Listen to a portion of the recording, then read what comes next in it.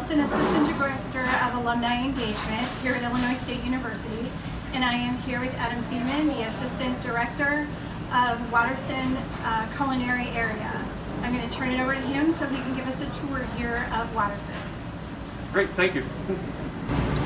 Hello, we're right now in the cold processing room of the Culinary Support Center. And this room is a cold environment. Right now we're at about 47 degrees in the room. And so with that being said, we can control the environment of food coming in and not losing temperature while we process it. In this room we process all of our fruits and our vegetables for all the dining centers and our catering operation.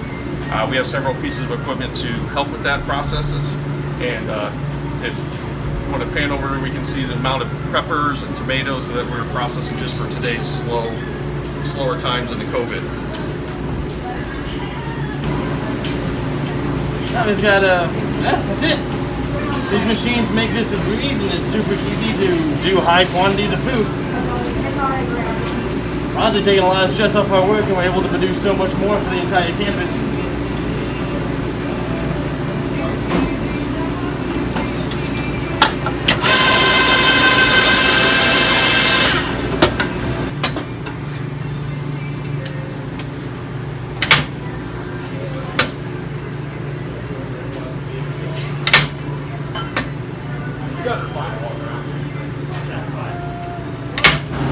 So once they've processed all the food in the cold production room, some of the items that you may see across campus is our Bird Bites retail items that are at right now the Timbers, the Landing, and all the places out in like College of Business and Airport Lounge that we produce here in-house and then ship across campus. All the items are handmade and packaged in-house and labeled, and then also with the labels, we have ingredient labels, barcoding, and prices. Also with allergen information as well. So you can see across campus we feed a lot of people, especially here at Watterson. This is just one day's order that's just arrived about a half hour ago. We have students that help in the processing of putting these items away in the proper storage locations. One of the benefits of EMDH is we're one of the biggest employers of students across campus. We employ about 1,000 students. A couple of them are around the corner hiding behind the pallets right now. But we do employ a lot of students, and it teaches them both a value of customer service if they're upstairs serving food, or if they're working down here to get that responsibility and get that workforce experience before they get out and graduate. So although this isn't the most glamorous of the rooms as far as food production, but it is very important. All the items are shipped out in refrigerated insulated carts for the retail applications. When the carts come back, we run them through our cart wash machine to make sure they're washed, rinsed, and sanitized before they're used again. I think it's a crucial part as far as just not only wearing masks and washing hands during COVID, but we're taking the extra steps to make sure that we always sanitize all of our equipment as it comes back before our next use. So we are now in the new section of the Culinary Support Center. From this point forward, this area is all brand new on the outside of Watterson Dining. You may notice it with the new facade and the new red windows up by the CVS, across from CVS. So this is all the new part of the building. So some of the equipment down in the Culinary Support Center in the cook chill area where we are presently is our 350-pound smoker. Weekly we are producing barbecue ribs today. We do brisket, we do pork shoulder, and we do smoked salmon out on the salad bar. And this is all served in the residential dining center. So the big concept of the Culinary Support Center is for us to make large quantities of food, package it into smaller quantities, chill it down, and then have the units or the residential dining centers order from us as the needs come about. With the benefits of us packaging food internally, we can get a longer shelf life, up to almost 30 days on some of our items. We have a recipe system that we use that the units residential dining would order from, and then we can project our needs as we move forward throughout the weeks. One of the benefits of packaging our own food is that we can control our costs, we can control the ingredients in it, we can control dietary needs like sugars and salts, and then also any kind of allergens that are in the foods, seafood or milk or any of those top 8 allergens. We can control those things as well.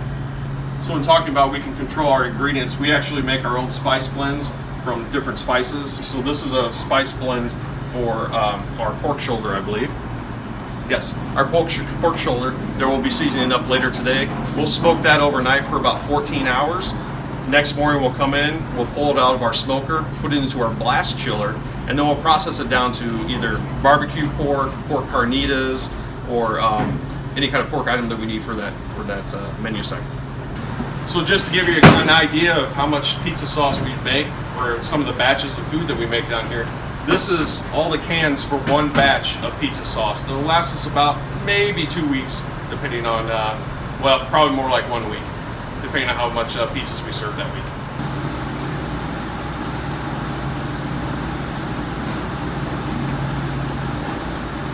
So this is more of the equipment. This is basically our cook chill area.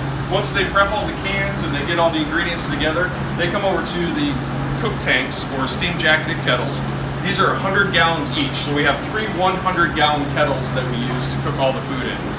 One of them is without a stir or agitator inside, so we do mostly pastas and broths over there. And these two have agitators or stirs in them where we'll turn while we're cooking the food. So the employee really doesn't even have to stir. They just kind of put all the ingredients there, monitor it, and it also has a control panel over there. We can monitor the temperature, how fast it's stirring. We can add water to the recipe, measure it out.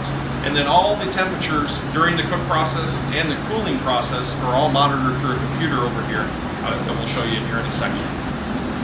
These two large compartment tanks here are 300-gallon cooling tanks. So once we make the ingredients or the items in here, we'll pump them through a pump station, staple them shut, and then drop them into the cooling water to cool within an hour or two.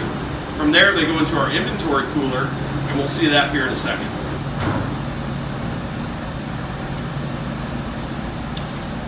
So we talked about a little bit of the cooking processes. The employees can control those cooking processes right here. Each one of the kettles is assigned to a touch screen, and everything is controlled through here as far as the temperature of how you want it cooked. You can simmer here. You can set timers of how long you want it to cook. We can also add water, called faucet fills. So if the recipe calls for 5 gallons of measured water, we can do it right here rather than trying to find a bucket or a gallon measure to pour into that recipe. Since we do such large quantities, this is very crucial in being successful in controlling our temperatures and tracking all that for the cooling process and make sure that our HACCP program is followed. So we have a lot of state-of-the-art equipment down here. One of the other pieces of equipment is our cooling tank.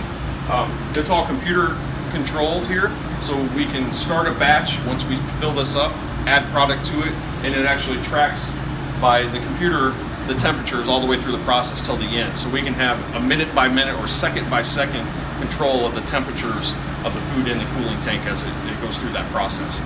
So we're in the inventory cooler right now. It is a little colder than a normal cooler because in order for us to store the food for longer term than we normally would, we're below 32 degrees but above 28. It's kind of that soft freezer zone. Some of the products,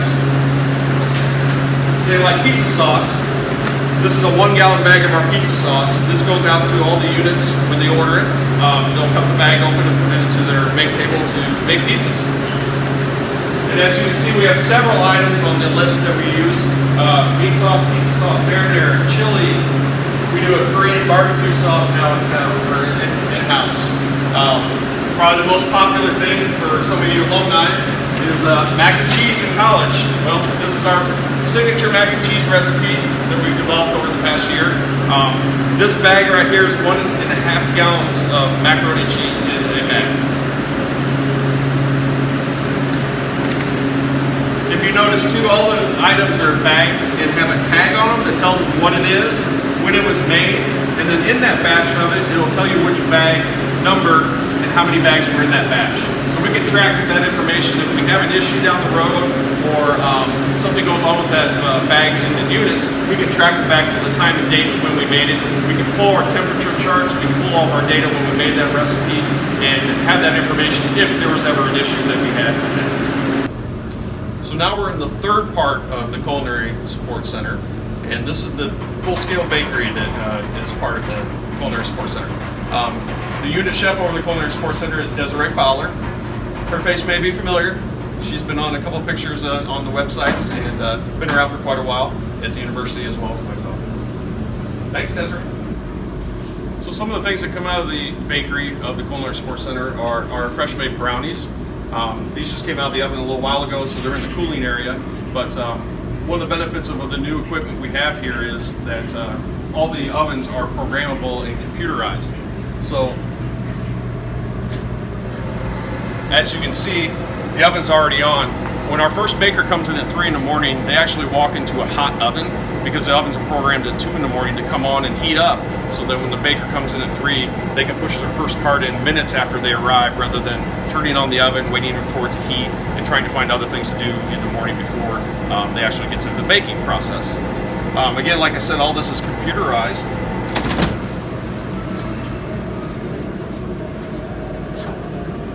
As you can see, the rack up on top actually lowers to set the rack that the brownies are on. And one of the other things is, as once we get the rack in there and we shut the door, the rack actually will spin to cook the products evenly, rather than us having to spin the trays in the ovens or be any kind of manual operation of it. It does it all by itself. So one of the things that we've really focused on this year is getting our cookie program up and going. Up until this point, we were buying a pre-made cookie dough puck that was frozen.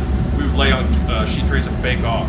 Well, now we've transitioned to our own homemade dough that we make in-house, and we use some of the equipment to deposit that dough onto the sheet trays. So no more of the manual scooping, even though she's still doing a little bit of that, because the depositor leaves a little bit of dough in the machine, and to use that product up, we'll hand scoop that.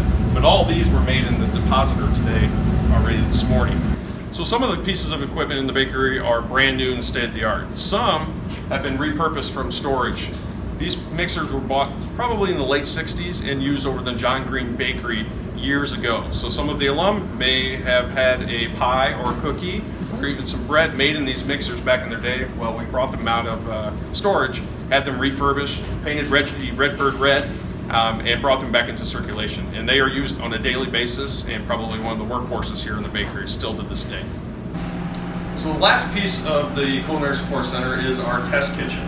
And our test kitchen is great because we have basically smaller pieces of the equipment that we use in the dining centers that we can test recipes on. We can also do cooking demonstrations. We do our knife trainings here and our new employee trainings in this space as well.